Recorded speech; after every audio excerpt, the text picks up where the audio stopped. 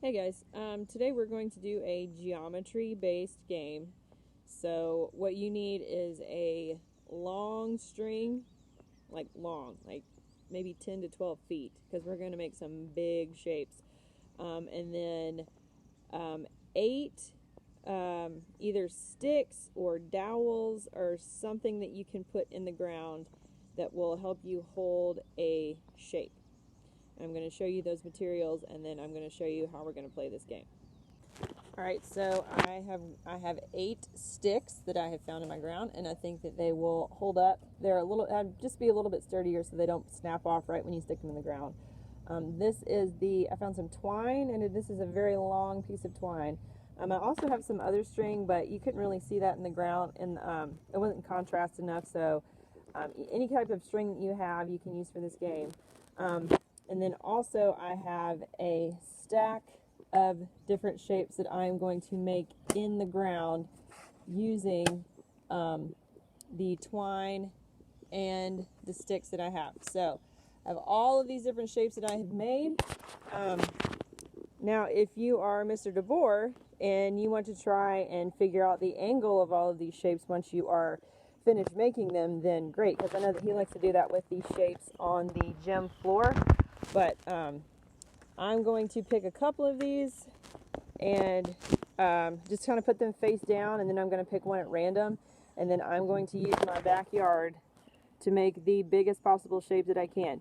So just a little bit of a geometry lesson for today, just working with different shapes.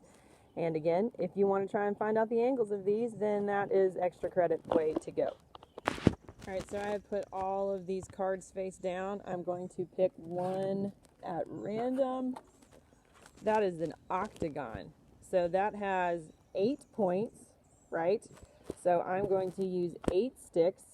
I'm going to do the best that I can to make this look like an octagon. And I'm going to see how big I can make it in this yard. So we're going to start with an octagon.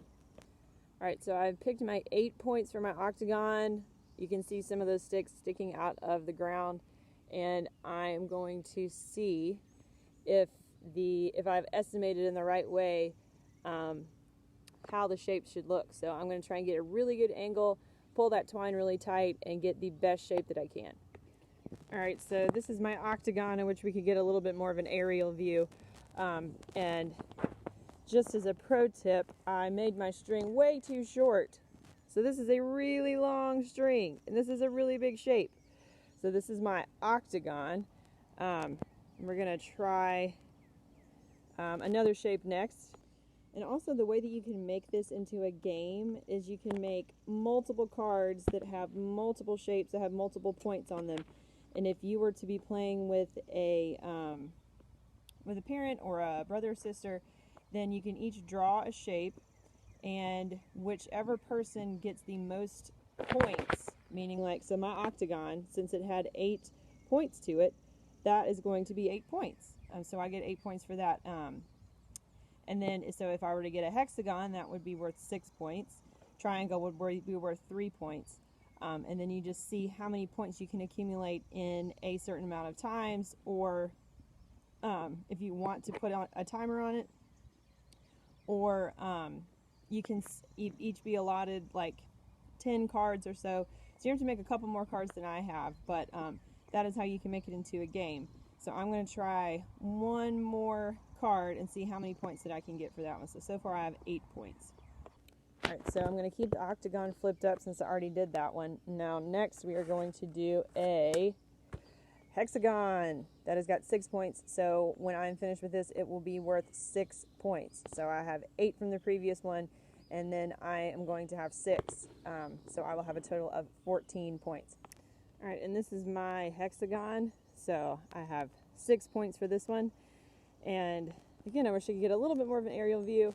And it's not perfect. So that would be my challenge for you, is to try to make the perfect hexagon, perfect octagon, perfect triangle. And then again, you can play it as a game if you want to see how many of these points that you can accumulate, the different points on the shapes themselves. So when I played that game, I got an octagon and a hexagon, so I got a total of 14 points. And if I were to keep playing then I would probably give myself a certain amount of time to see how many I could get in an allotted amount of time. All right. Good luck.